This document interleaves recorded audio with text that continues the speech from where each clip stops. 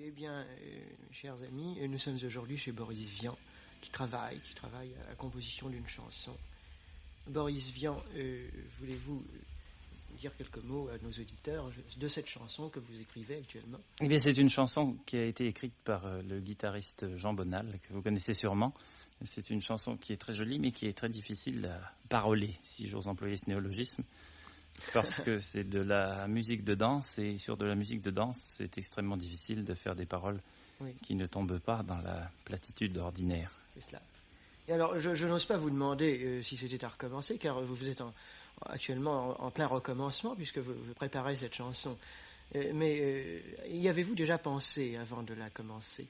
Oui, j'y ai déjà pensé, seulement, en vérité, pour écrire les paroles d'une chanson dont on n'a pas écrit la musique, il faut l'assimiler complètement et pouvoir se la chanter soi-même dans sa tête quand on est tranquille, quand on est tout seul.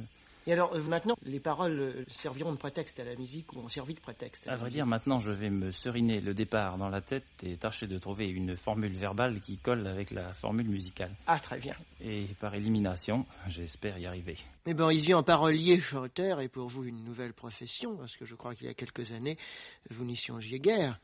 C'est-à-dire que j'ai toujours songé à la musique de près ou de loin, puisque j'ai commencé par jouer de la trompette dans des orchestres de jazz. Et de fil en aiguille, connaissant de plus en plus de musiciens, j'en ai trouvé qui jouaient du piano et qui m'ont demandé des paroles. Oui. Mais vous parlez de musique. Est-ce que vos préoccupations sont aussi musicales? Est-ce qu'il vous arrive également d'écrire des mélodies Oui, ça m'arrive. Seulement, comme je n'ai pas appris la musique vraiment, je tombe toujours dans ce dans quoi tout le monde tombe. Sans instruction musicale précise, si vous voulez, on tombe toujours un peu dans la facilité. On se dit, voilà une jolie mélodie qui se retient bien, évidemment.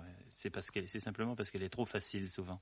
Oui. Alors, généralement, je fabrique les chansons, quand je les fabrique seul, je les fabrique sur des airs que je me donne.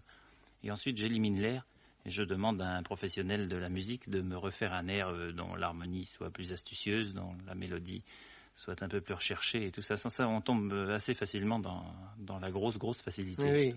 Mais en ce qui concerne la Java des bombes atomiques, par exemple, que vous fredonniez tout à l'heure, est-ce que vous êtes parti sur toujours les paroles et vous avez ensuite confié ces paroles à un musicien, ou vous êtes parti de la musique pour refaire les paroles? Celle-là, c'est justement un exemple de chanson pour lesquelles j'ai composé d'abord une musique trop facile et trop simple, qui ne m'a pas plu, mais qui m'a servi de monstre musical, si vous voulez, pour le rythme de la chanson. J'ai écrit mes 3 couplets. Ensuite, j'ai éliminé la musique et j'ai donné les paroles à mon pianiste Alain Goraguer, qui a composé une superbe Java là-dessus. Ouais. Donc pour une fois, dans cette émission, je ne demanderai pas si c'était à recommencer, mais constatons que vous avez fait recommencer. Oui. Eh bien, alors, écoutons ce recommencement. Par autorisation spéciale de la commission du même nom, la Java des bombes atomiques.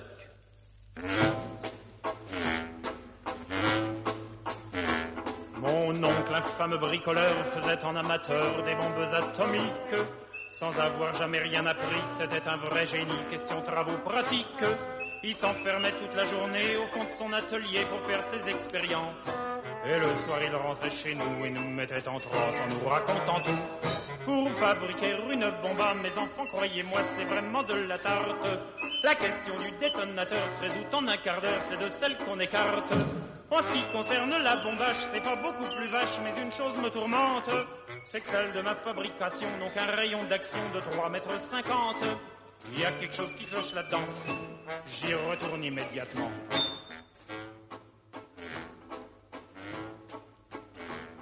Il a bossé pendant des jours, tâchant avec amour d'améliorer le modèle.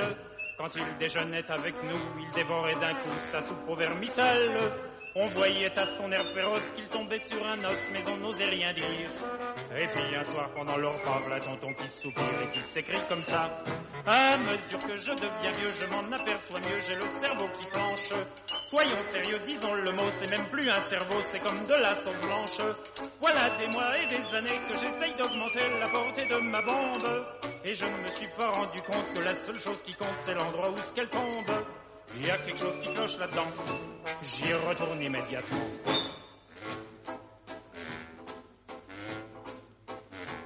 Sachant proche le résultat, tous les grands chefs d'État lui ont rendu visite. Il les reçut et s'excusa de ce que sa cagna était aussi petite. Mais sitôt qu'ils sont tous entrés, il les a enfermés en disant « Soyez sages ». Et quand la bombe a explosé, de tous ces personnages, il n'est plus rien resté. Quand on, devant ce résultat, ne se dégonfla pas et joua les andouilles, au tribunal on l'a traîné et devant les jurés, le voilà qui bafouille. Messieurs, c'est un hasard affreux, mais je jure devant Dieu, comme mon âme et conscience, en détruisant tous ces tordus, je suis bien convaincu d'avoir servi la France. On était dans l'embarras, alors on le condamna, et puis on l'amnistia. Et le pays reconnaissant, l'élut immédiatement chef du gouvernement.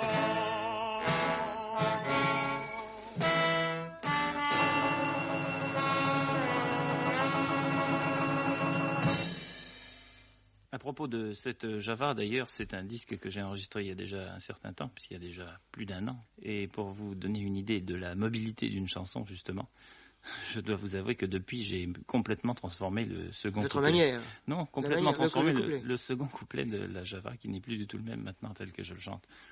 Mais ça, notez bien, c'est un peu une chanson de chansonnier, plus qu'une chanson-chanson.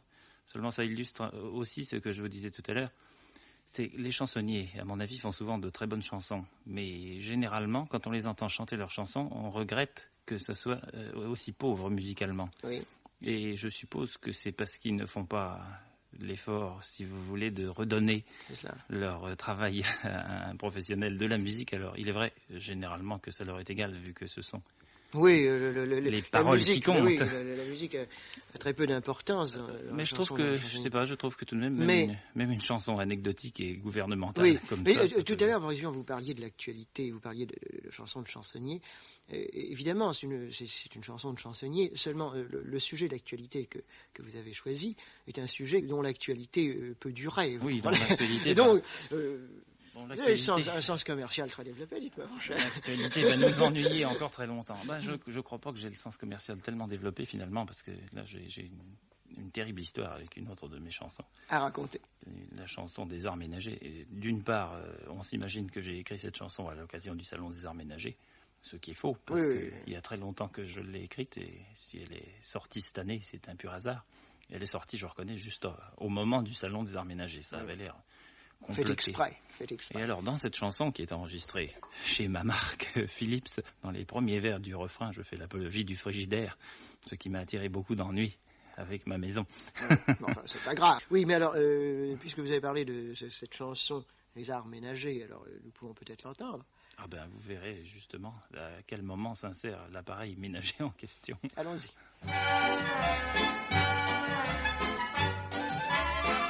Autrefois, pour faire sa cour, on parlait d'amour. Pour mieux prouver son ardeur, on offrait son cœur. Maintenant, c'est plus pareil. Ça change, ça change. Pour séduire le cher ange, on lui glisse à l'oreille.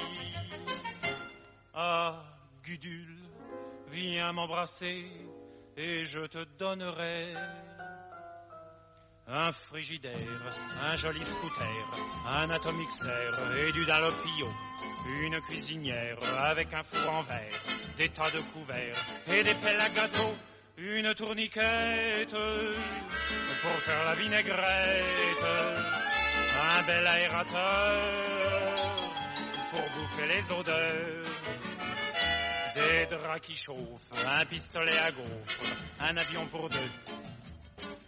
Et nous serons heureux, autrefois s'il arrivait que l'on se querelle. L'air lugubre, on s'en allait en laissant la vaisselle. Maintenant, que voulez-vous? La vie est si chère.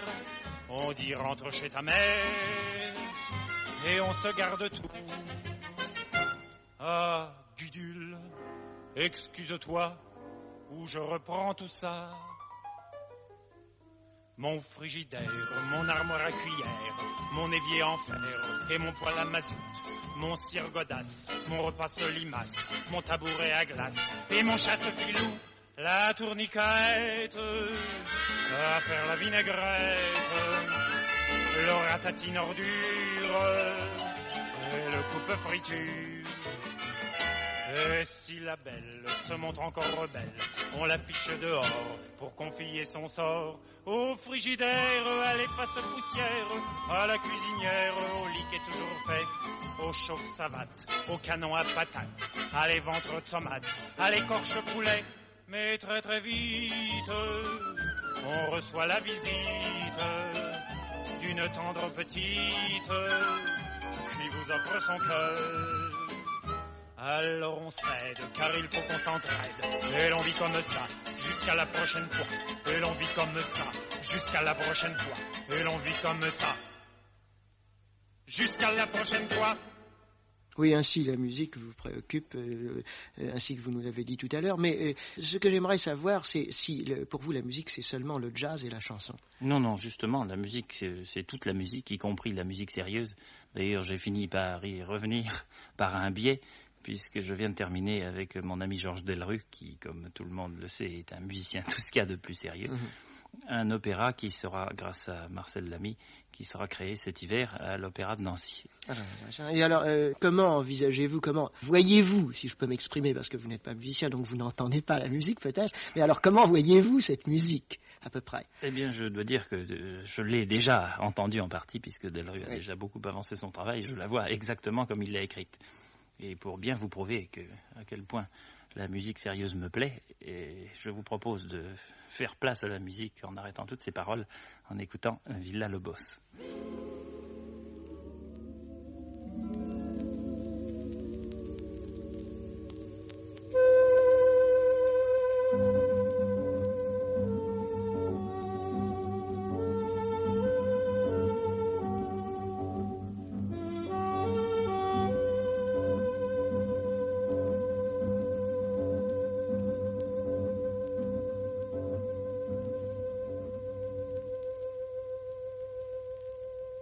Eh bien, décidément, Boris Vian, la littérature, la chanson, le jazz, la musique, l'opéra, votre vie est un éternel recommencement.